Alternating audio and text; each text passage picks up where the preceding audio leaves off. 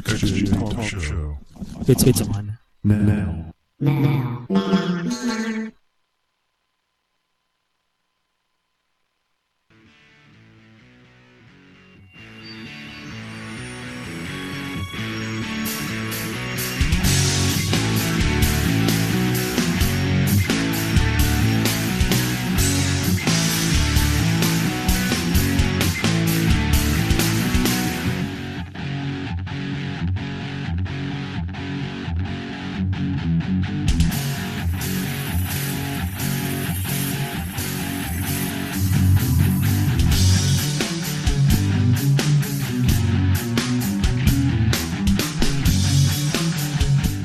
Hey guys, Tony here.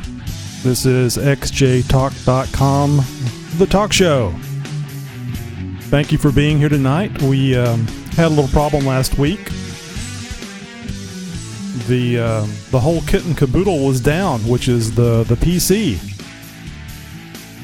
There's several people out there that podcast using Macintosh computers, and I'm sure they're relishing in the I told you so about the PC problem. But I like Windows. I don't like the Mac. Bad news for Steve Jobs. I hear he is no longer in charge of Apple. I think it's because of his health. He's been having reoccurring health problems here over the past several years, and I really hate that. He's a very young man. He's only a few years older than I am, which I guess I hate more because it scares me. So as we were going to do last week, we have an interview with Steve Howard, also known as 4.3LXJ on xjtalk.com. He is one of the members, one of the moderators, and also a big help to a lot of the people on the site. So we're going to find out a little bit about Steve tonight in that interview, and then after the interview, we'll be able to talk with Steve and ask him a few questions.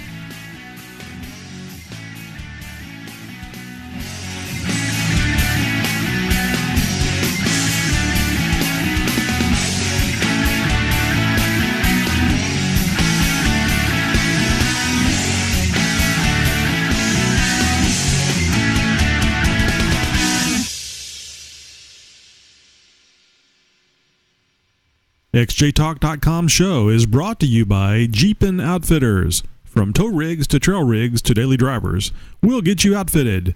See all of what Jeepin' Outfitters has to offer at jeepinoutfitters.com or call 972-221-5286. xjtalk.com. xjtalk.com. It's where you go when you're not off-road. And before we start with the interview, I thought I would play this customized brand new song by Tom Rapp. If you don't recall, Tom Rapp did a wonderful Christmas song called Christmas Cheer, and we played that around Christmas time, and I think even after Christmas we played that because I liked it. And I have not had a chance to listen to this. I was fighting with somebody or some people that were trying to take down the xjtalk.com site, and I just downloaded this custom brand new song from Tom Rapp. And by the way, you can find out more about Tom Rapp and download his songs and read his blog at tomrappshow.com. I'll have more on that a little bit later. So let's play it. It's called What a Jeep.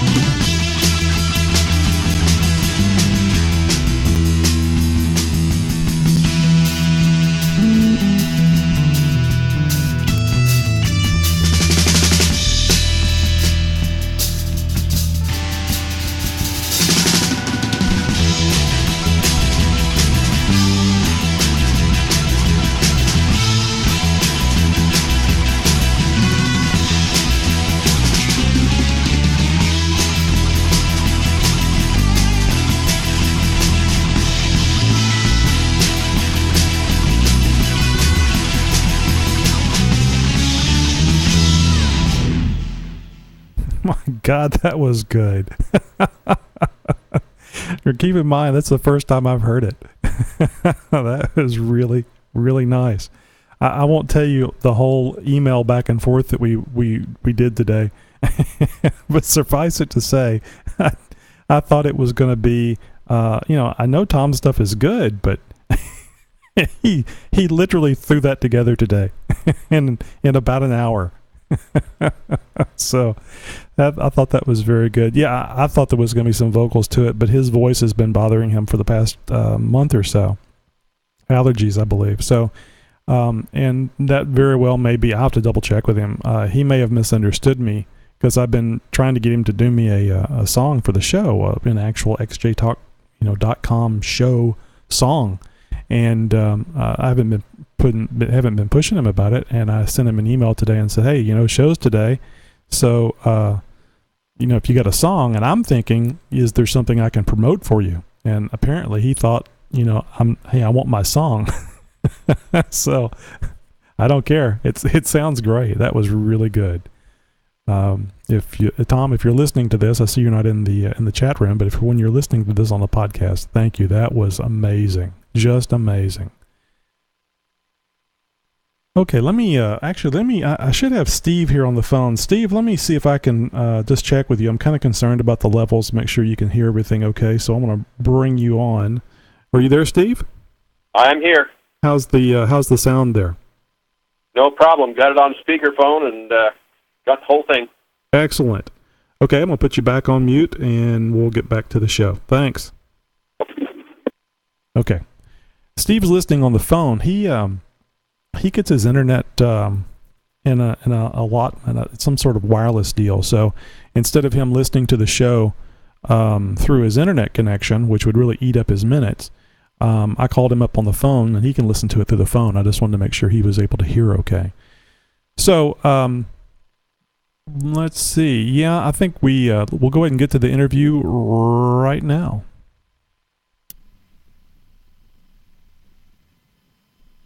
Hi guys, thanks for joining us today.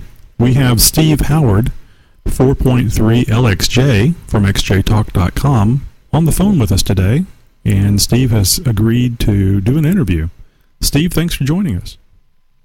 My pleasure, Tony.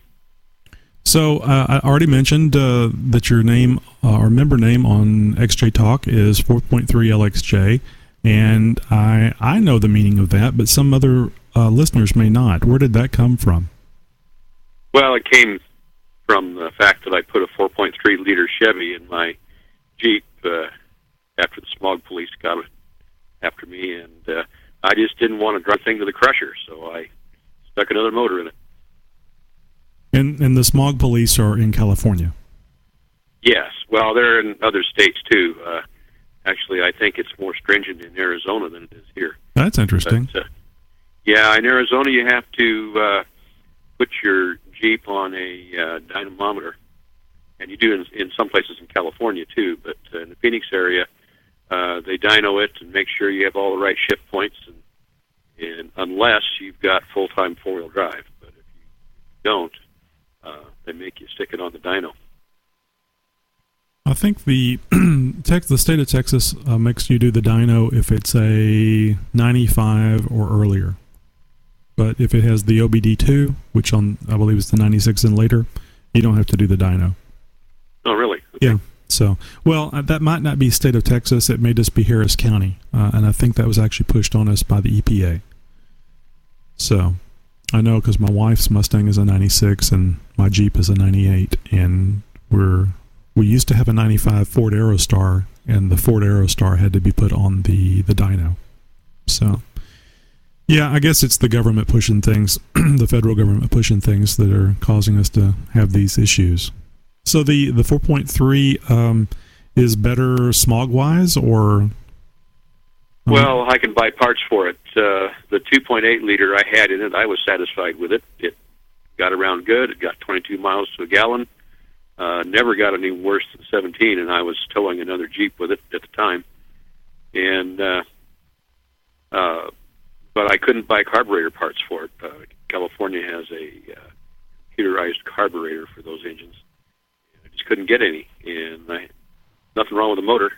ran fine, but it wouldn't pass smog because I needed parts, and so Kind of I a didn't catch. want to drive it to the crusher. Kind of a catch-22.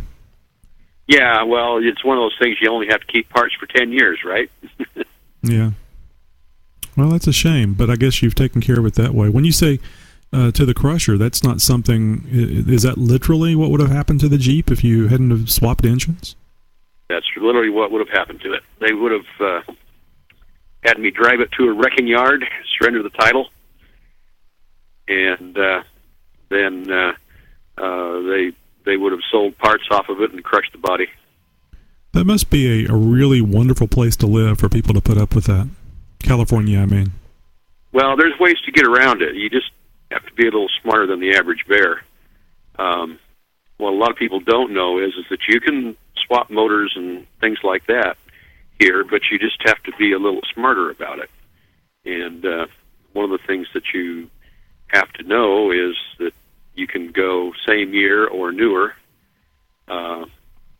and there's certain equipment you have to have with it that was on the original vehicle that the engine came out of, and it's a wise thing not to go too new because you end up having to transfer airbags and bumpers and stuff with it.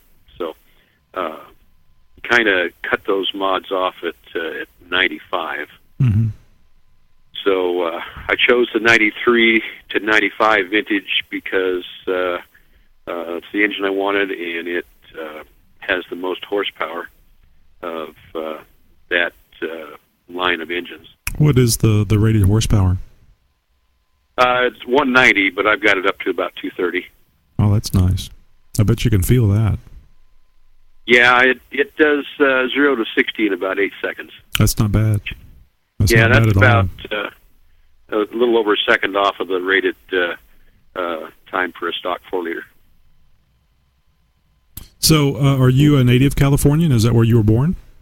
Yeah, I was, but I didn't spend all my life here. I went north right after I left home.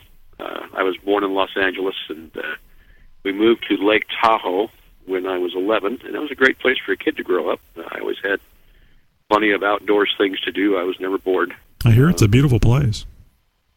Oh, it is. It's great. Everywhere you go is a beautiful view.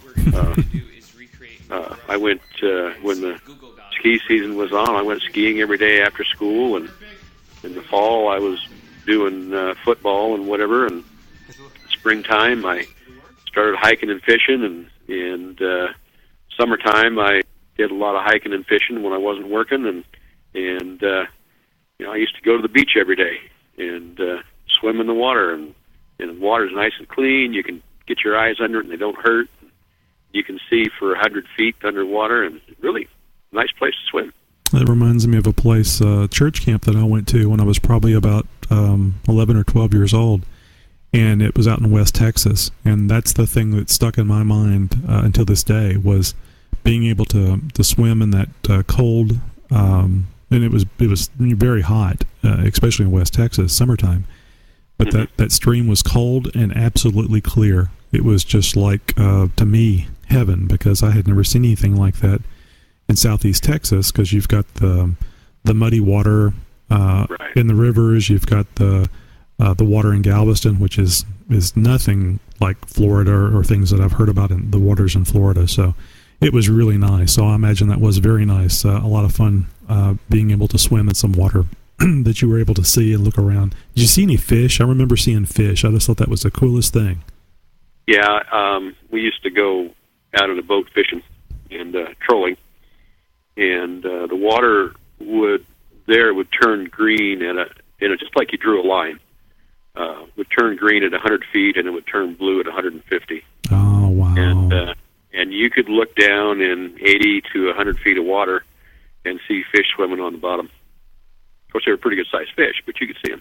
Yeah. Oh, man, that sounds really nice. I'd like to...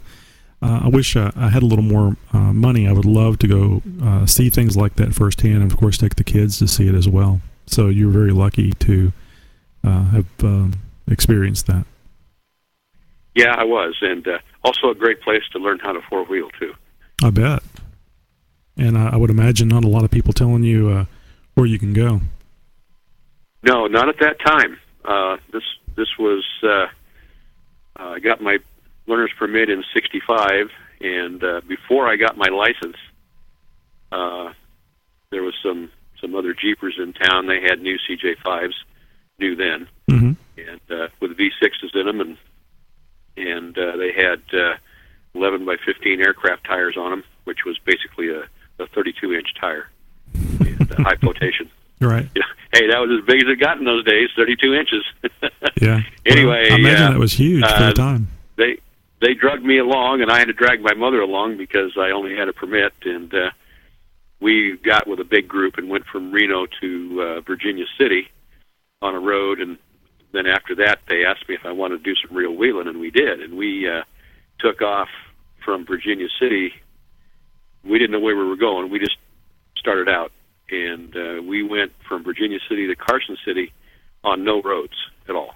It was just cross country, and they had to wait for me. I was a little slow in my little four-bagger and very skinny tires in that sandy soil, but we got there.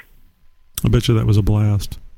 Oh, it was. I loved it. Great learning I was experience. hooked. I mean, What's that? a great learning experience. If you can drive through that, you can drive in heavy traffic. Yeah. Well, by the time I got my license and took my driver's ed training in high school, which was mandatory at that time, they didn't have to teach me how to drive. I already knew. Yeah, I'm sure that was a big confidence builder too, because you're doing things that a lot of people either don't do or they are too timid to do. Yeah. Well, driving instructor was a little surprised that I could operate a clutch on a hill because none of the driver ed cars had clutches in them. Automatics. Right. So you had to learn how to drive a clutch, and so he took me out once, and that was that. Didn't have to go again. Yeah, it can be rather interesting. I don't know how people in San Francisco on the up and down hills do it. I mean, I know emergency brake, but still. Oh man, I'll tell you what. I drove a Subaru with a clutch in it through that town, and I think I took 10,000 miles off of it. I know what you mean.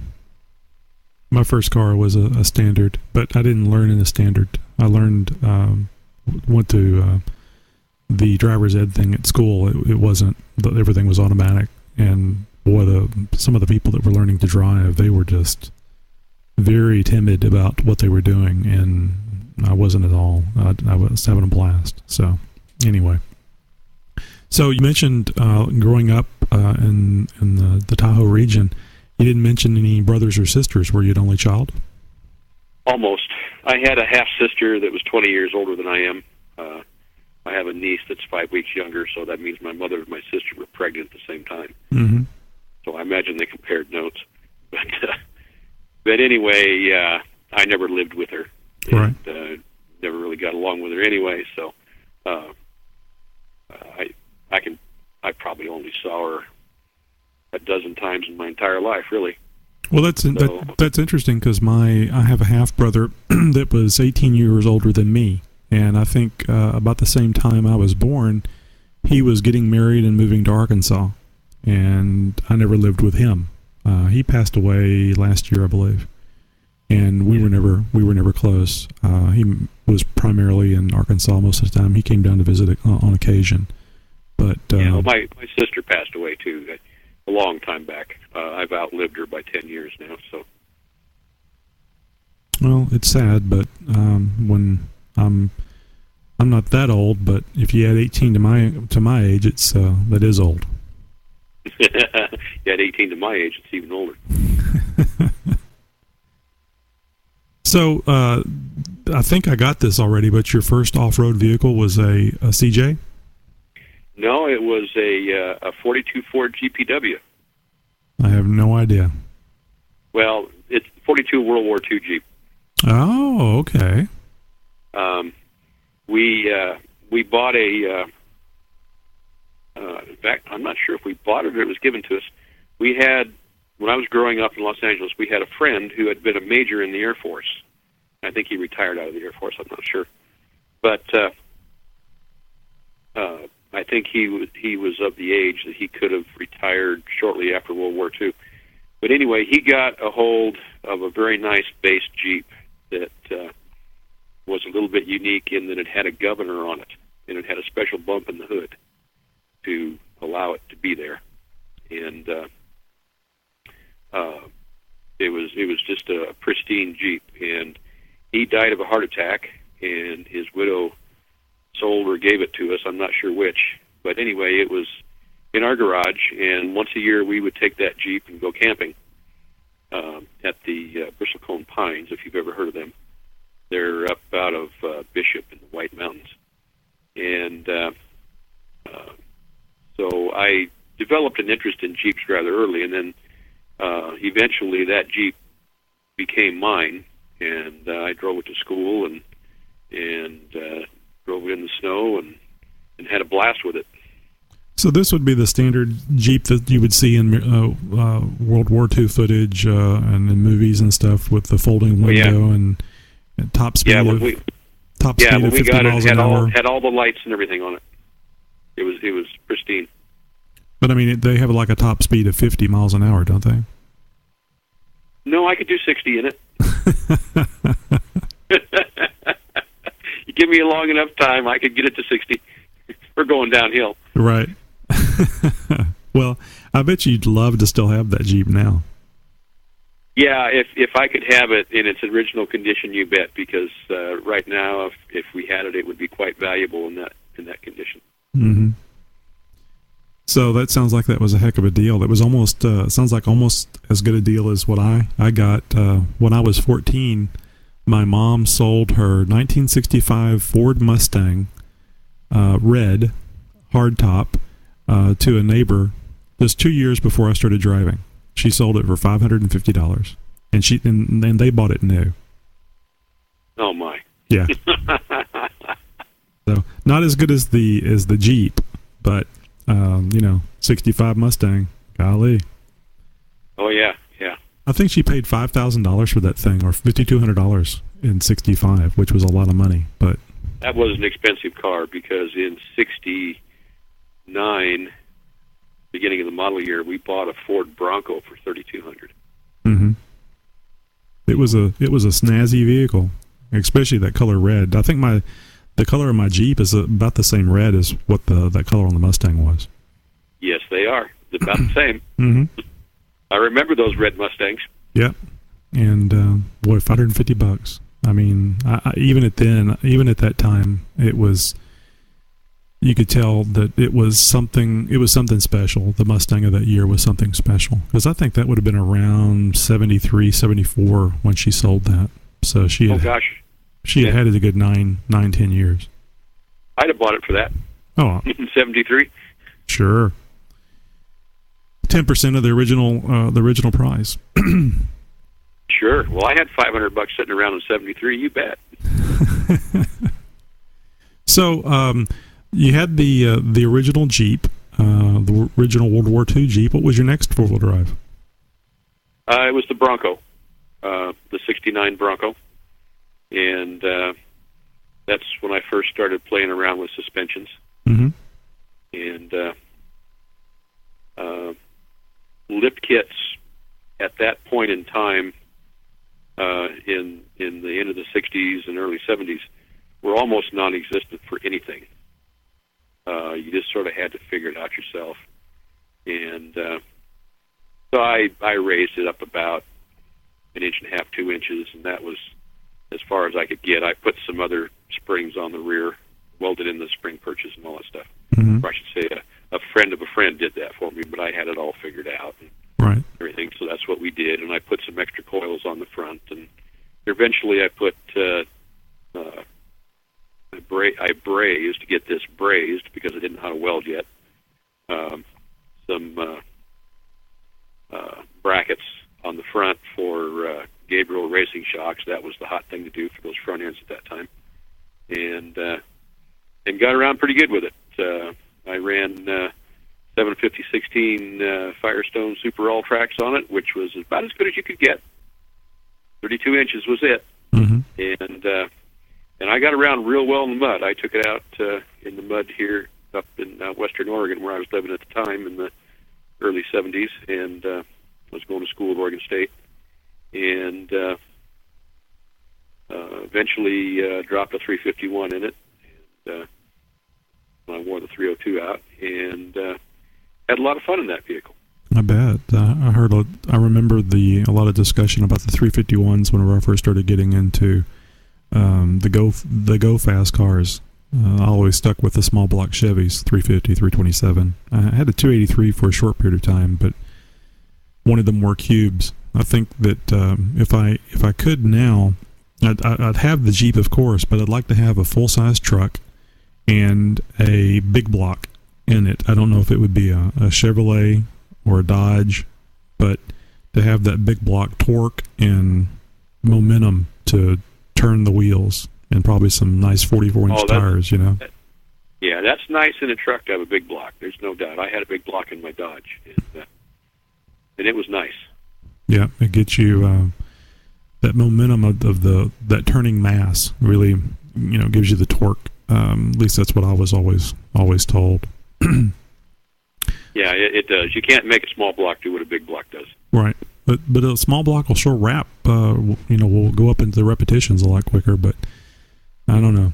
And also too, I think I need something a little more stout. I have not been able to break the 4.0 yet, but I sure did break that 327. The 327 and the 350 both were quite easy to break.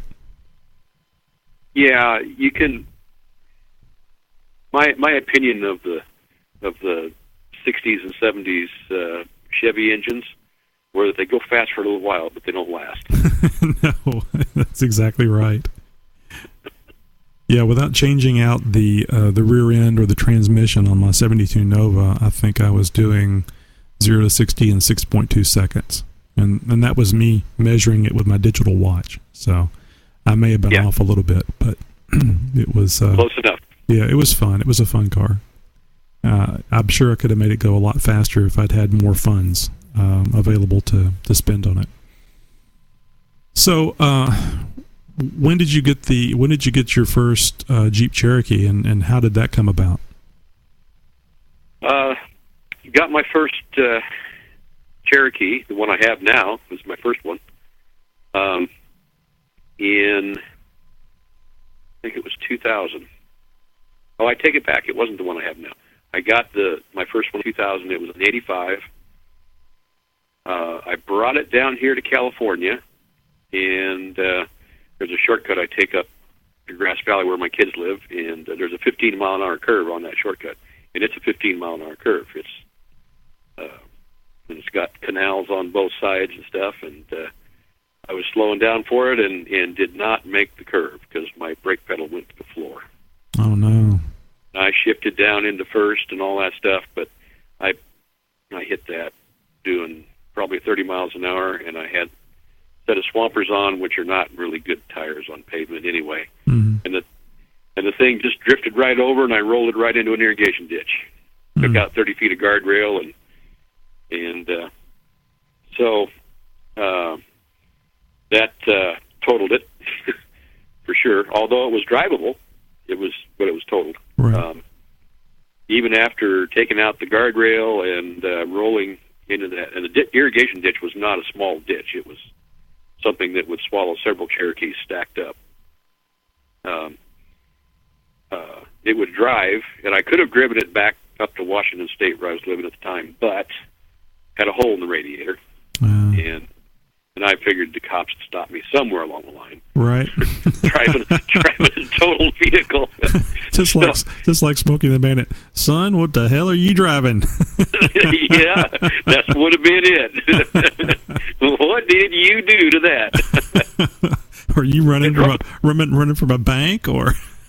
Yeah, no kidding. Let me smell your breath. Yeah, no kidding. But it drove straight. I mean, it just looked like heck. Yeah, so, they're amazing vehicles. So I saw an ad down here. I was visiting and everything when this all happened. I saw an ad for the one I have now. It was up for sale for $1,600, and it was an '86, just like I had, an '86 Laredo, 785 Laredo, and so I went down to Sacramento to look at it, and the guy was kind of trying to pull a fast one on me. telling me how much money he put into it, new belts and hoses and all that stuff. I said, okay, fine. And he didn't know how to turn a wrench, so he was hiring it all done, and so it was expensive for him. Oh my gosh, I bet. He put like $400 into the thing. It just belts and hoses and a tune-up. Sure. Geez. Mm-hmm. But I noticed when I walked around the vehicle that the right rear wheel was cocked back a little bit, and I go, broken center pin. I didn't say anything about it, but I knew what it was because I'd done that before, gone down the road dog-legged, and anyway, he was willing to sell it cheap, so I was willing to buy it cheap and put another center pin in it. So he wasn't. He didn't point it out, and you didn't point it out. No, he didn't point it out, and I didn't mention it. I was just gonna. I thought, hey, this is a pretty good price. I'll take it. And it had been towed behind a motorhome. It was in excellent condition when I got it. It had a little bit of sun damage on some of the plastic because of where it had been sitting or whatever. Right. Just in one spot, but other than that, it was shiny. The upholstery was perfect, and it had like 285,000 on it. And but the motor, I looked at it and looked at the oil and all that stuff, and I figured it really had about 30,000 on it. The rest of it had just been drug around. Right. So I thought, hey, this is a great deal. Sure sounds like it. I wonder it was. I wonder how he broke that pin. I don't know. I when I took it out, it was just kind of rusted. They do rust, and they never last forever. They will break. So, he might have hit a chuck hole or something. Who knows? I didn't care. Yeah. No, he didn't sound like, if he didn't turn a wrench, he doesn't sound like the off-road type. So I just was trying to think how he could actually break one of those pins. They seem to be fairly substantial, but, I don't know. Yeah, if they rust through, though, they'll go easy. No, that makes sense. I've had them do that. So I guess he was laughing because he got one over on you. I imagine he did, but joke's on him, because I drove it up to get my trailer and haul my 85 back home, and it had a Class 2 hitch on it already for me, which was nice. And so when I got it into my shop, I had a sky crane that I had made, and I just picked it up with the sky crane, and I had it all fixed in 20 minutes. So yeah, it's almost as good as getting one cheap because the CPS sensor went out, and you just replace it and drive it away. Yeah. Except it takes less time to change a center pin with a sky crane than it I does a bet. CPS. Yeah, I bet. So you went for another XJ because you were pulling parts off the rolled one, or you just were so taken by the XJ that for the price performance, you wanted to get another one? Well, it's what I needed at the time. We were living up in Washington State on the east side, and a lot of snow and ice, and in the wintertime. And also, I always tried to keep a functional, real four-wheel drive around someplace in my repertoire of vehicles. Mm-hmm. Where we were living, sometimes it would flood, and there'd be water and mud going across the road, and a lot of cars were not up to that. Oh yeah, I'm sure. When the way they farmed around there, if it rained too much, it would just wash the soil off down to wherever the bottom of the disc was.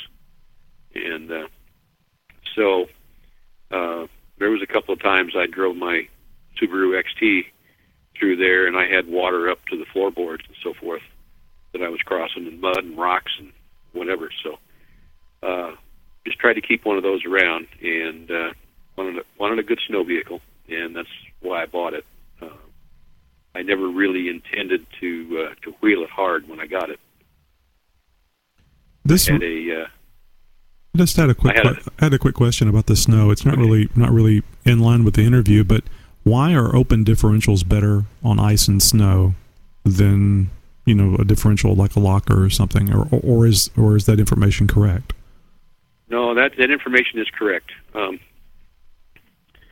When you have a small difference in tire inflation, tire tread, tires out of a different mold, or whatever the situation is, the rolling diameter is affected, and just that small amount of rolling diameter is enough to make a tire want to break loose. And then you throw in another variable, and that is when you go into a curve, the inside wheels travel slower than the outside. Mm-hmm. And if you have a locker, that locker wants to lock up that inside wheel. And so that inside wheel begins to spin, especially in the rear. If you have a rear locker, or if it's, and if you have a front one, it's that way too. And so you really only have power going to two wheels, and they're trying to drag the other side along, and so they all break loose while you're doing that. And that's okay in the mud, because you're going slow, and that's okay when you're wheeling, because you're going real slow. But if you're going 60 miles an hour into a curve, you don't want that. Right. And another thing is what I do, and some people may argue, but when I'm in the snow, I'll drop air a little bit, and I'll run 28 pounds in the front and 25 in the back, or whatever pressure it takes to get a little bit more sidewall squish in the back. Mm-hmm. And the idea is that I have a larger rolling diameter in the front. And I've found from doing a lot of wheeling that a four-wheel drive will do much better in any kind of a situation if the front end is pulling. But if you're trying to push it with the back so it's plowing, you'd be amazed at how much less performance you get. So with that information, would you say that a front locker is better than a rear locker? Not necessarily on ice and snow, but just in general off-roading. No, I wouldn't. I'm a proponent of a rear locker, and that is because once you start going up a hill, which is where you need more traction with your locker, generally, Mm-hmm. And the steeper hill, the less traction you have with the front end anyway. Gotcha. That if your locker is in the front, basically you're putting 70 or 80% of your traction into an open differential, and that front locker doesn't do you that much good. So, right. I gotcha. But anyway, getting back. I'm sorry, but lockers front and rear are still a good thing no matter what. They are in an off-road situation, yeah. Right. Okay. Anyway, going back to what you were saying. Well, what I was going to add is that when you have a larger rolling diameter in the front, when you go into a curve, I don't know if you've ever noticed, but your front tires track outside of the back ones. So what that means is that your front has to turn faster than the rear unless something starts skidding or breaking loose. And so what happens to a lot of people when they're in four-wheel drive is they'll head into a curve, like in town or even on the freeway, and that back is tracking on the inside, and it wants to go slower than the front, and it will actually break loose, and the back end will whip around in a slick situation. So by having the front pulling, then you compensate for that in a curve, and you don't break loose. Oh, interesting. So really, with open differentials and in four-wheel drive, when you're in ice and snow, I guess it doesn't matter if you've got a 242 or 231. You go part-time or full-time? Well, if I had full-time and I was just driving down the road in snow, I would use full-time instead of part-time. Locking the axles together. Right. And if you do that, then you don't have to worry about that tire pressure thing that I was talking about. But I don't have full-time, and so that's how I compensate. And when I was driving back and forth between here and Washington State, there was one time I drove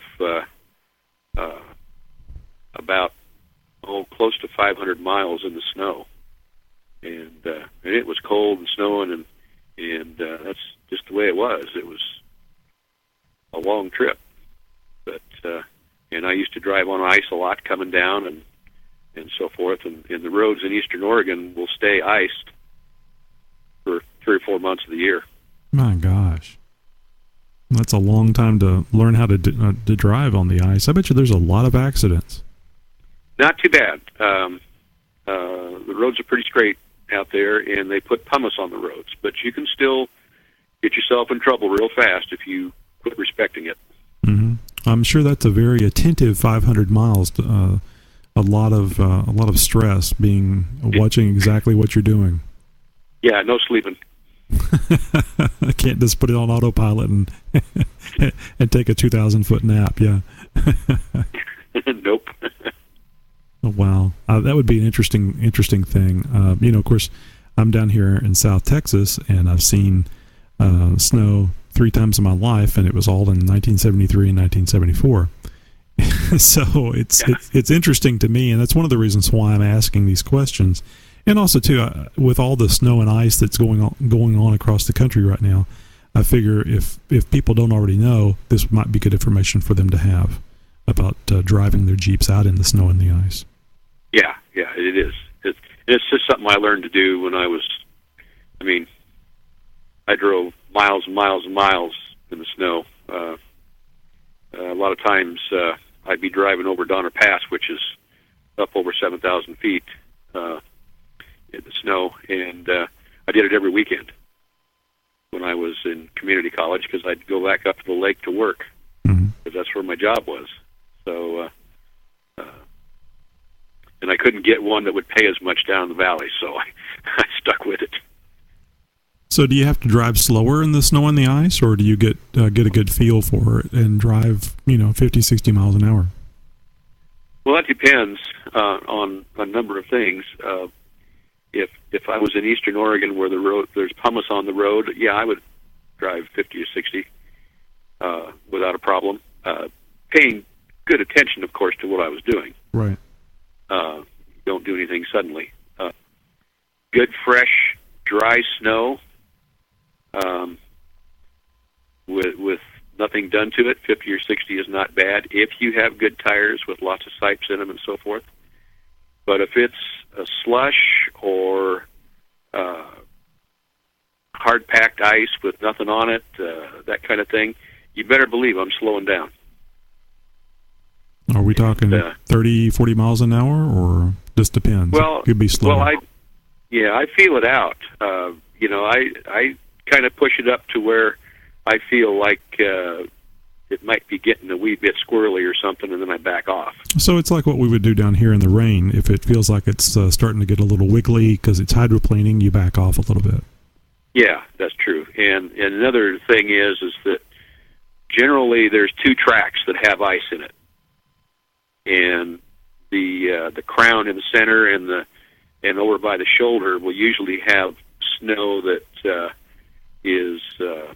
will give you more traction because nobody's really been driving on it. Yeah, that makes sense. And so what I do is I just put my tires on that fresher snow and stay off of that ice, and and pay good attention to what you're doing, and then you can travel a little faster and much safer than you can on that ice. Interesting. So it doesn't sound like it's that much different than what we do here. It's just, I guess the environment would be a lot different, and it would be scary at first not having experienced it. But it sounds like it would still be a lot of fun, especially if you're successful. Yeah, well, I have to tell you that I'm really tense when I do that. Mm-hmm. I mean, I'm paying close attention. It is not for me like driving on pavement at all. No, I'm sure. After I've spun my Jeep, my driving in the rain isn't nearly as fun as it used to be. I've gotten back pretty good, but after spinning it and going through the pain of the pocketbook, and also to the pain of seeing my beautiful Jeep crunched like that, I did not want to experience that again. No, you don't. The spin was fun. It's the hitting something. Yeah, one of the things that I would add is that, the newer vehicles now that you get with all this automatic stuff, computer-controlled traction aids and all this stuff, you can drive them faster in the snow than I would drive my XJ. But the problem is that once those break loose, there's nothing that'll save you. Wow. if I break loose in the XJ, I have options. I can back off on the gas. I can turn the wheel if I need to, and that type of thing, and I can straighten it out. Right. And I don't go around in circles that way. I just straighten it out and say, okay, we're going to drive a little slower now. So with the computer-controlled stuff, they got it's like a diode. You get to a certain point, and then you got the Zener knee, and it just goes to hell in a handbasket. That's right, and they end up in the snowbank. Wow. That sounds kind of iffy to me. I mean, it sounds nice from the standpoint of, the computer's handling it for you, but when it gets out of the parameters, boy, I can see that would not be a good thing. Well, it's one of those things where you can have a lot of confidence to want to try to do 70 or 80 miles an hour in the snow, and believe me, a lot of people from the flatlands down here do that. That's amazing. And they get away with it until it breaks loose, and then they're done. And whereas, I feel like getting a little squirrely, I back off, and I don't care if those idiots pass me. Right. No, I don't blame you. That's what I'm trying to teach my kids. Is it doesn't matter what they're doing behind you. You need to drive the vehicle because you're the pilot in command. You're the one that's going to have to deal with the consequences of whatever happens to you in that vehicle. So you drive the way you feel is safe. And you get in the right-hand lane. If you got to get in the left-hand lane because that's where you feel safer, then that's fine. But if you can get in the right-hand lane, let the people going by you go by. But you can't drive faster than what you feel comfortable doing. Well, you don't want to get in the left-hand lane and go slow down here. No, I know, but if there's something wrong with the right-hand lane and you got to be in the left-hand lane, then sorry, that's what you got to do. Yeah. So there's one of the things that I always do when I get somebody on the phone, I'll ask them, what do you love or what do you hate about XJ Talk? Oh, well, one thing I really like about XJ Talk was that there's no flaming or any of that kind of nonsense. Everything is kept low key and it's more like a community. I'm been on Naxja. I haven't been there for a while, but not quite as friendly there. I don't even go to Pirate.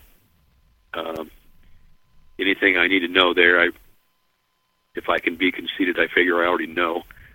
But I don't have time for any flaming and stuff like that. And I've been on some other forums where I've been flamed, and I just don't have much tolerance for that. I personally don't understand it. So, well, when you get out on the trails, I don't know about any place else, but around here, the testosterone is about knee deep. Everybody's trying to take impossible lines so that they can be, the big guy or whatever, is going through their mind. And, we've had incidences up here. There's been some fighting and all kinds of stuff perpetrated by some college kids that haven't grown up yet and so forth. And I just don't have much tolerance for that kind of thing. I just go out to wheel to have fun. And if I'm on a forum, I'm there to have fun. I'm not there to try to behave like a tough guy behind the security of my screen. Yeah, exactly. Oh, one thing I did neglect to mention, Steve is a moderator on xjtalk.com and also a very big help when answering questions for everybody on the site. And Steve, I want to thank you for that. Obviously, thank you for being a member on XJ Talk, and I'm sure that you being there is a large part of the growth that we've experienced. And I know and I'm sure others really appreciate it. Thank you. So Steve and I have already spoken about doing multiple interviews because we haven't even scratched on the surface of the things that he knows about, and certainly none of the mods that he's made on his Jeep. So Steve has committed to future interviews. So this won't be the last one, and we've got, I'm sure, a lot of very interesting mods and interesting stories that will be coming up in the future. Steve, I want to thank you again. And was there anything that you'd like to add before we go? Well, I can't think of anything except that it's been a pleasure to be on the forum. Well, great. Thank you very much. And with that, we'll start taking questions here in just a moment. Okay. I'll be on the chat room.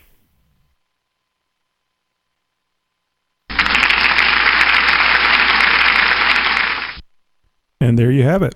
That was a very nice interview with Steve. It's a lot of fun because I get to ask a lot of questions and hear about people's experiences and things that I've never known. I mean, Steve's been on the website for, 6, 7, 8 months, a year, longer. And there was stuff I found out that I had no idea. So this has been personally very informative. So I hopefully you guys are enjoying it as well. Let me get a couple of things out of the way here. Did you know that xjtalk.com is on Facebook? Just go to facebook.com/xjtalk and friend us. We're also on Twitter, twitter.com/xjtalk. Are you interested in being a guest on XJ Talk? Well, you can contact me via email, tony@xjtalk.com. That's tony@xjtalk.com. This segment brought to you by DetoursUSA.com. 10 years of innovating, not imitating XJ products. Check out www.detoursusa.com. And Detours wants to remind everyone to practice safe sex. No pig borking till you wrap that rascal. I just wanted to say XJ Talk is the best fucking site in the fucking world. And if you think you know of a better fucking site, fuck you. By the way, this is Big Jim 350. Bye. I love that. Well, let's see if Steve's still with us. Steve, you still there? I'm here. Excellent. So hopefully you were able to hear the interview. Okay. Yeah, I heard it just fine. Were you in the chat room seeing the colorful comments? I just put the podcast chat room on just now. Oh, that makes sense. That's right, because the same reason I mentioned at the beginning of the broadcast, because of how you pay for your internet. Yeah, well, I just got it figured out just now that I needed to have both of those chat rooms up, so I did. Yeah, I mean, you can have the chat room up on XJ Talk, but as far as the show goes, you can get right here on the Ustream broadcast, and that's the most critical one during the live show anyway, the way I look at it. So guys, Steve's on the phone. We're live. That means I'm talking and moving in synchronization with my lips. And Steve's, like I said, on the phone, so he can hear you. He can read what you're saying. And if you have any questions for Steve from the interview, maybe something that wasn't covered in the interview, go right ahead. Type them in. I see that Lizard Runner has joined and Blue Dragon has joined. Okay, how many extremes have I driven on and in? You mean on as far as terrain goes? I've done it all. I've been on rocks, and I was wheeling the Fort Ice Creek Trail, which is quite famous now. Before it was ever named the Fort Ice Creek Trail, it used to be known as the Paris and Grant Wagon Road. And I was working in the area when I was 19, and so after work, instead of hiking on it, I went wheeling on it, and never got up to the top because I always ran out of daylight. But I have done the rocks. I love sand. Had a great time always at the Oregon coast. Did a lot of mud in western Oregon. A lot of snow. Always been a lot of snow around someplace where I've lived. And basically I've done it all. I think the rocks would be a lot of fun. The thing that terrifies me the most about it is rolling the Jeep. And I'm not concerned so much that I would be injured. I just don't want to total the vehicle. That's right. I don't want to hurt my Jeep. I'll heal. Well, the thing about rocks is that if you just have I had a clutch at the time. I was using the Bronco. It had a 2-to-1 drop in the transfer case and 350 gears in the rear end. I'm going to tell you, I had a sore left leg, and that poor clutch was pretty wore out, I think, when I got done, or at least a lot of it was gone. It was a lot of hard work, and now there's automatic transmissions and so forth. And my opinion of that is that equipment makes all the difference between doing a lot of work and taking a lot of punishment and having a good time. Yeah, I'm sure it makes the makes it a lot more enjoyable when you don't have when you can just enjoy the accomplishment of getting up or over something. And this kind of dovetails into the question that Detours just asked: transmission behind the 4.3, and do you use an adapter on it? Yeah, I've got 4L60E that I rebuilt. It's got all the heavy stuff in it, and it's got an advanced adapters tail shaft and housing on the back of it, so that I can put anything with the 6-bolt pattern, any transfer case with a 6-bolt pattern on it. Had a 231 on the back of it for quite a while, and started making good money, and I said, well, I can afford something better, so I got the Atlas. Yeah, that Atlas really stood out when I saw the picture of that. I knew that wasn't a new process, new venture 231 or 242. I knew that much when I saw it. Yeah, it's a much bigger case. It takes up more room. Mm-hmm. Was that? I think I asked you this on the post, but was that very difficult to make room to install it and get the shifter through the floor and still have a place to sit? Oh well, I lucked out on that. I did a little homework before I bought the transfer case. The Atlas 4-speed is not supposed to fit behind an AW4 and a 4-liter because you have to do a lot of work on the floorboard and the seat pedestal on the driver's side and so forth. But I was fortunate in the fact that by putting the V6 in, I had to move the engine and transmission forward a little bit, and also the Chevy transmission is 4 inches shorter than the AW4, so it worked out just right. I just had to dimple the floorboard a little bit under the seat, and you can't even see it. And then it fit just like it was supposed to. If you were going to put a multi-speed transfer case in to an XJ, the one to use would be a stack. It would fit a lot better. And as far as the linkage goes, I just made it fit. It took me, it took me at least a week to make that linkage fit right and so forth. And so it fits exactly in the console, and I haven't had to alter the floorboard or the transmission tunnel at all for it. And it fits the console like it's supposed to, and it looks real clean. And it's always a conversation piece. I bet. I see they're complaining in the chat room that I guess the video and the audio is glitchy. Yeah, I was just typing in the chat room. We were the website was under attack earlier today, and it may still be. So that's going to be affecting the bandwidth that we're using to send this to Ustream. And yes, it should not affect the podcast at all, because that's all local. So if you're having problems with the show now, then you shouldn't have any problem hearing the podcast. And just so everybody knows, the podcast is available on iTunes and on HTTP podcasts with a plural S, xjtalk.com. And you can find it from the website as well, just from the nav bar. There's the word podcast is up there, and you can click on that, and it'll take you to the podcast page. I see Wayne came back. So is there, yeah, well, I don't know. Some people aren't having problems. Lizard Runner says it's just fine. Big Jim, clear 3G here. Jim, are you watching the show on your smartphone?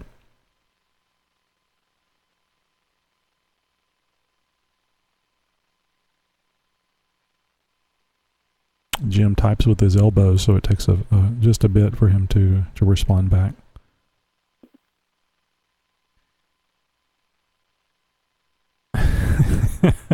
Steve, I don't know. I suspect that you'll have an idea on this question, but this is actually a question that Weldman sent in a couple of weeks ago, and it was when I was speaking to him on the phone the other day. It was actually kind of interesting. It was a question that I had based on seeing an episode of Extreme 4x4 where they were using this item. And let me play this and let's see if maybe we can't help him out. Here's Weldman. My first name's Kurt. My question is, does anybody know if the U-joint front axles are compatible with the CV joint axle shafts? Because that would just make life a whole lot easier due to the fact that they're, sealed and tend to have a bit more flexibility and you don't get in cornering. So that's my question. Thanks. Bye. Cool sight. That last part was cool sight. He kind of snuck that one in there. Thank you very much. Thank you very much for calling and on the voicemail, Waldman, and leaving a question. So I don't know. Were you able to hear that? Okay, Steve. Well, I missed a little bit of it. You talked about U-joint front axle shafts. Yeah, he's talking about using CV joints instead of the traditional universal joint on the shafts. Can you use the axles with the CV joints on? I would assume the Weldman. I guess that would be the Dana 30 that you were asking about. Okay, the answer to that is, assuming that he's asking about any axle, is yes. In fact, the full-time four-wheel drive in the early XJs, like mine, used a CV joint on the front axle. It was kind of a weak joint, and the axle shaft was kind of weak, but it was a CV joint. And one of the benefits that you have with a CV joint is that when you make a hard turn in four-wheel drive when you're locked up, you don't get that steering wheel jerking back and forth every time the axle shaft turns over. It makes it much more smooth, and that's why that joint was designed in the first place, was to eliminate that. That's actually one of the things he was trying to get across to me on the phone the other day, and I thought that that hopping motion was actually what occurred whenever you had the front and rear drive shaft locked together in part-time mode. Because it does, and it's due to the stress on the axle and when you turn one U-joint, when you just go through one U-joint and you don't have a corresponding joint on the other end that's set up at the same angle, there's actually a change in velocity, the shaft, and it doesn't seem like it should be, but there is. Tom Woods has it all figured out on his website, so I'm taking his word for it. But that causes the front wheel to want to change speeds, and when it does, it has to, something has to give, and so it's the steering wheel in your hand that does from the change in velocity. And the CV joint or Rezepa was the guy that invented it, was designed to eliminate that. And it's an old joint. It goes back to World War II and so forth. And in fact, my Mighty Might has those CV-type joints in the front because it has a front axle that's engaged all the time. And it's very smooth. You don't even realize that you're in a hard turn or anything with those CV joints in there. So I guess the thing that when I saw him using it on Extreme 4x4, I was thinking to myself, well, my gosh, why isn't everybody using this? And then I got to thinking about it and went, wait a minute. I think the Grand Cherokees use CV joints. The CV joints are used in front-wheel drive vehicles and yada, yada, yada. So why are we using universal joints on our axles? One word, cheaper. I thought it was stronger. Well, the CV joints have gotten a bad rap for being weak, simply because they don't put enough metal in them.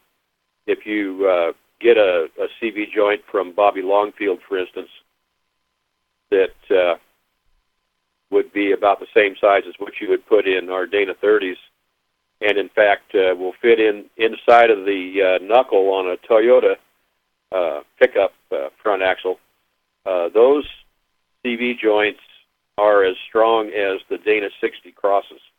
My goodness. And they actually destruct at just a slightly higher torque than a stock Dana 60.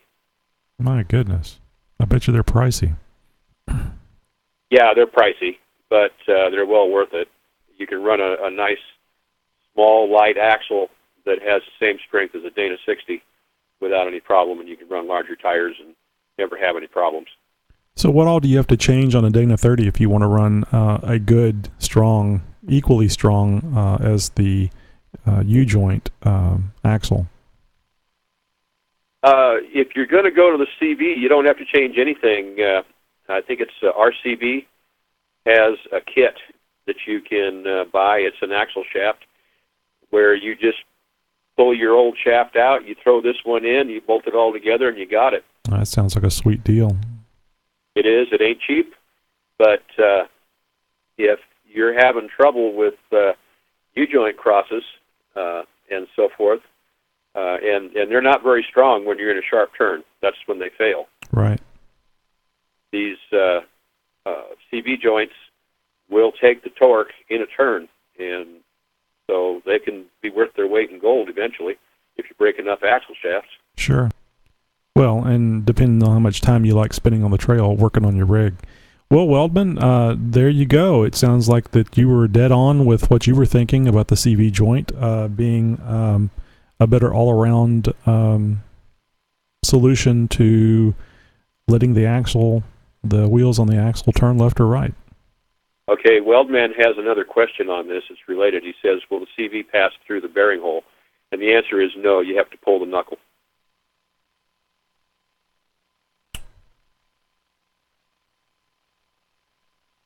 I'm trying to picture that.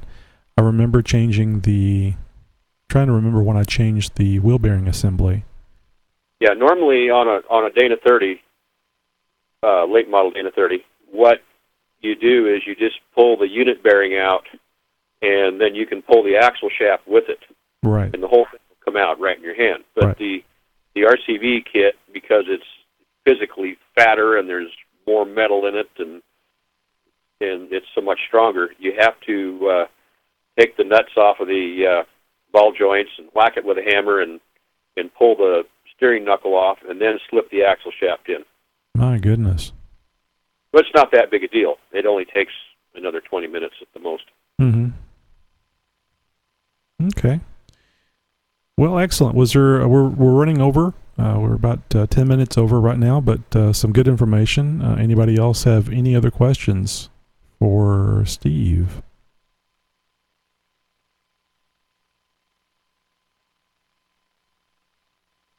Mark says, or Detour says, we talk in stock. Was that for us, Mark?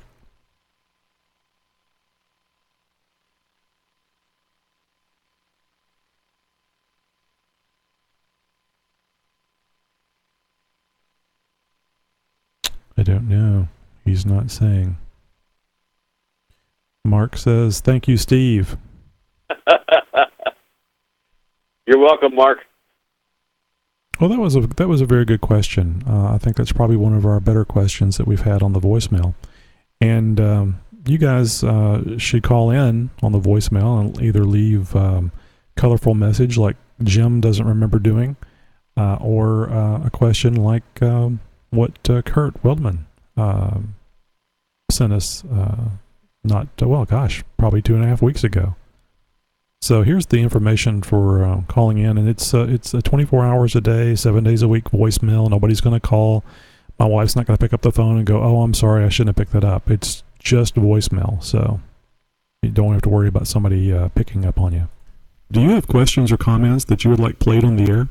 We've set up voicemail just for that purpose. All you have to do is call 530-675-4102. Just leave your name, your location, and your question or comment. Chances are good it'll get played on the air. That number again is 530-675-4102. We look forward to hearing from you today. We'll just check here on the chat room here one more time. Make sure there's not another question floating around. Tony was wanting to know what you meant by stock. I don't know. Nope, I don't know. Okie dokie. Steve, was there anything that you wanted to add? I mean, that was a good 40 minutes plus of talking, so you probably covered everything. I don't, unless we missed a question, some of those posts were coming in kind of quick, and I don't know if I missed a question or not. Yeah, I think we caught it.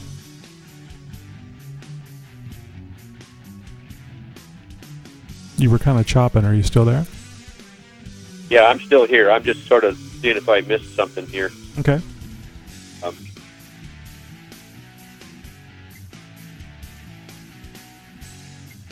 Lizard Runner had a question. Go ahead, Lizard. Go ahead. We can run this thing longer. Okay, he asked, would LS limited slip differential LS be a better choice for wheeling in sand, mud, snow, and occasional rock environments as opposed to locker? And that's a relativistic question, kind of. I've used limited slips for years, and there are some types of limited slips that you can increase the torque on them, or the bias between the axles, and I used them quite effectively in sand and mud and in snow, and with no problem. But if you get them into rocks, what can happen is that they don't have enough torque to do what you want to do, and you can start spinning a wheel, and you can burn up a set of clutches in one. So the answer is, yeah, sand, mud, and snow, they're really good, and many times just as effective as a locker. And rocks, you got to kind of watch it, because you can wreck the clutches in one. That's interesting. So, would a locker be an all-around, a mechanical locker be an all-around good thing, or would a limited slip be better in some cases? Because I think what I just heard you say was in sand and mud it would be better. Yeah, in sand, I prefer having a limited slip over a locker, because it does allow you to turn, but it gives you just enough of a traction aid so that your wheels are pretty much going the same speed. In mud, you don't really have to have a locker. If you're really in mud, most of the time your wheels are slipping anyway, and it doesn't take much to keep them going the same speed either. In snow, I would many times prefer a limited slip, just for turning reasons, so that I can turn. You still have good traction. So, but like I say, you start getting into rocks, and you really need a locker, or something like a Detroit True Track, which has like a 70% lockup rate on it, and it doesn't have clutches in it to burn up. Wildman says, what degree do you run your rear axle at, or drive angle? Drive angle? I have a CV joint coming off the back of the transfer case, so I've got a straight shot right into the pinion. So I don't know exactly what degree it is, because I never measured it. I just put the hydraulic jack under it, held the drive line up, and when it looked straight, that's when I stopped. And then I measured it and went down and got myself a 4-degree shim and stuck it in. So, but what exact angle it is right now, I can't tell you. Yeah, I think I don't think it was on the interview. I think after we got done with the interview, we were talking about that, and you had said that you've done it so much now, you don't have to actually measure the drive shaft or the drive angle. You can just eyeball it and get it right. Yeah, on those I can. I don't have to measure for the CV joints. I just, like I say, I just stick a hydraulic jack under it and start pumping it until it looks just right, and take a before and after measurement, and then I know what kind of shim to get, and then I just go get it. Mm-hmm. It is that simple. The procedure, though, for a non-CV drive line, though, is a little different, and you really need an angle finder for that. And so many times on forums, everybody says, "Oh, drop the transfer case, try a 2-degree shim or a 4-degree shim or whatever," and that's just throwing parts at it. The thing that you really need to do is to measure the angle on the back of the transfer case, and you can use the fill nut on there. It's a machine surface, and you can just stick the angle finder on there and measure that, and then measure the pinion angle. Take the drive shaft loose and measure the angle on the pinion, and what you need to do is to make those two angles as close as possible. And if you have to go buy a shim, then you just need to do a little subtraction first and subtract one number from the other, and that's what degree shim you need. And it's not hard, but when you start doing things like putting aftermarket springs on, they're all different. There's no rule of thumb. And if you put a shackle on, one rule of thumb, I sat down and figured it out with my high school geometry here. Every time you drop the back of that spring an inch, then you change the pinion angle by 1 degree. So if you have a 4-inch longer shackle, you've changed your pinion angle by 4 degrees, and I can just about guarantee you it will vibrate. And you will have to change the pinion angle accordingly so that it won't. And that's how you do it. You just have to get the angle finder, pay the $10, and do a little basic arithmetic. Big Jim 350 says, I have a 4-degree shim in mind with a non-CV and SYE, so no SYE, and everybody said it would blow U-joints, and it hasn't. Well, not necessarily. I ran around with 5 inches of lift in the rear for a long time on a stock drive shaft without any problem at all. If I went to 6, I had a problem because it wouldn't take the bend up by the slip yoke. But you can get a YJ slip yoke, which will fit right into our 231s with no problem, and it is made to take a steeper angle, and so you can do that and not have to buy a slip yoke and eliminator, I'll spit that out, or a CV drive shaft if you want. Well, I don't know if you recall, Jim is at 6.5, rough country 6.5-inch lift. Yeah. Okay. No, I didn't recall. But if I had a YJ slip yoke, I could run a stock shaft on 6.5 inches without any problem at all. Okay.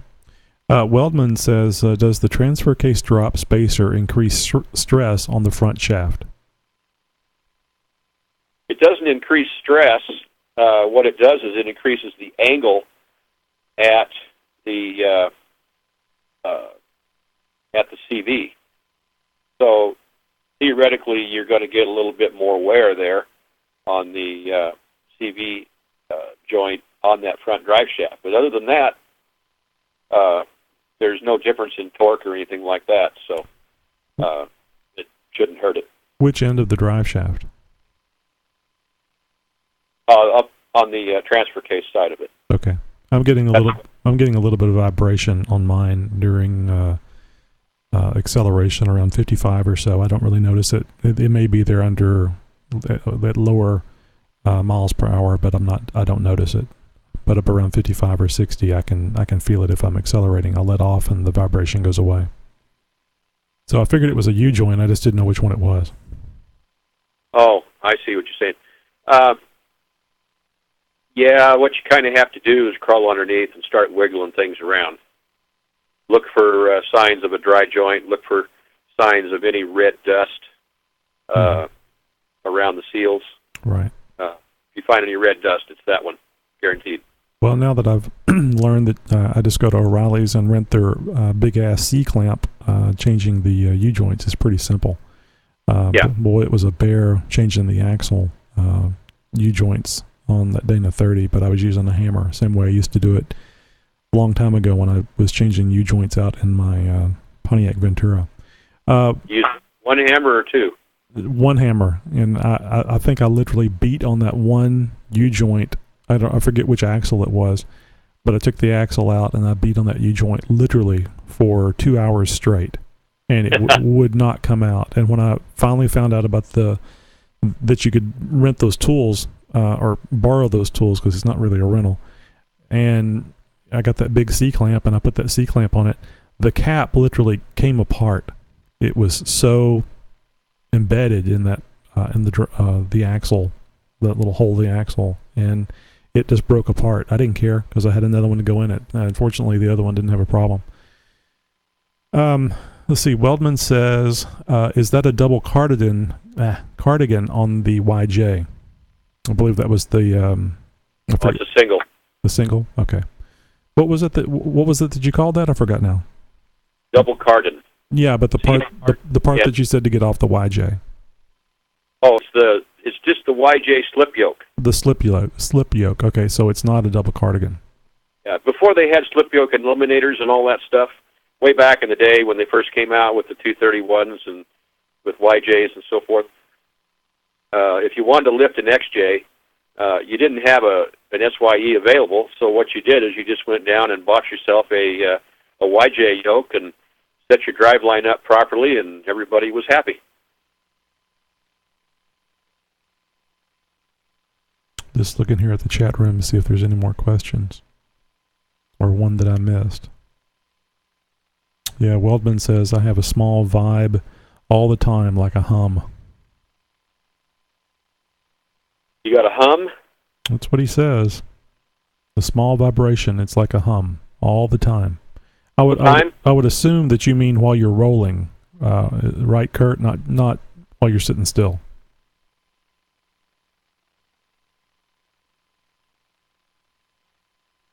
Okay, He says yes. He says yes. Okay. Only when he's rolling. All right. Thing to check is rear wheel bearings on that, probably. Ah. If it doesn't change with your foot on the accelerator or off, unfortunately, our Dana 35 axles, because Chrysler was being cheap, they don't have an inner race on the wheel bearing. The roller's right on the axle, and I've got one of those too. It makes noise just because of wear, and there's nothing you can do about it except replace the axle, or you can just put up with it. But that's probably it, just guessing from your description. Now, if it changes, say you only get that hum under acceleration, and you don't get it when you let off of the gas, or if you're braking, then that's in the differential generally. That's the difference between the two. Could the problem that I'm experiencing be a differential problem? No, it shouldn't. If you're getting a vibration, something's not balanced right. It's you may be losing the U-joint, and that's one of the telltale signs is that you'll get on it, let's say, and you'll get a little bit of a vibration. Mm-hmm.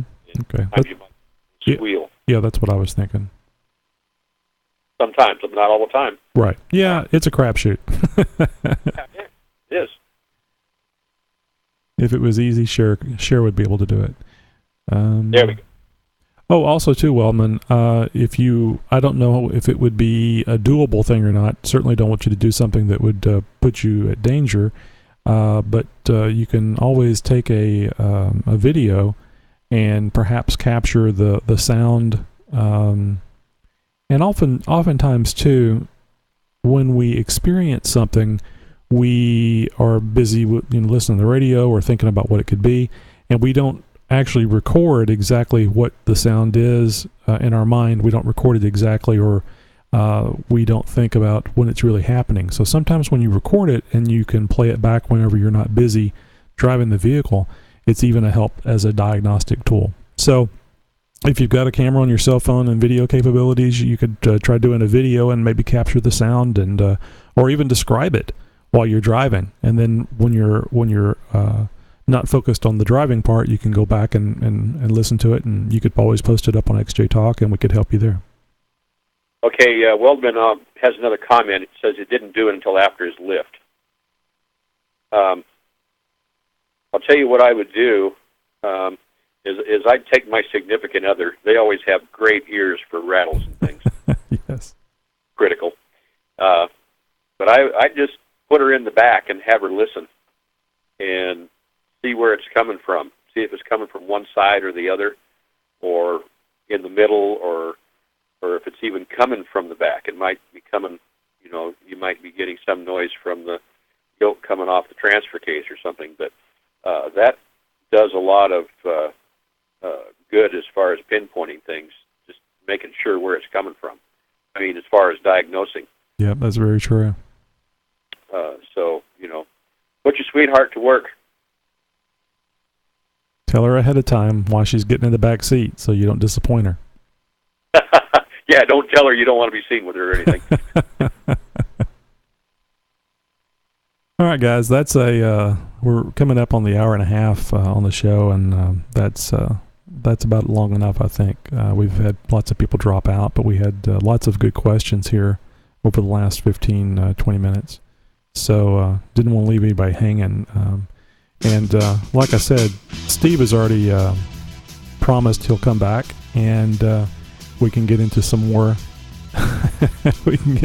technical stuff. Weldman says she's listening. Too funny.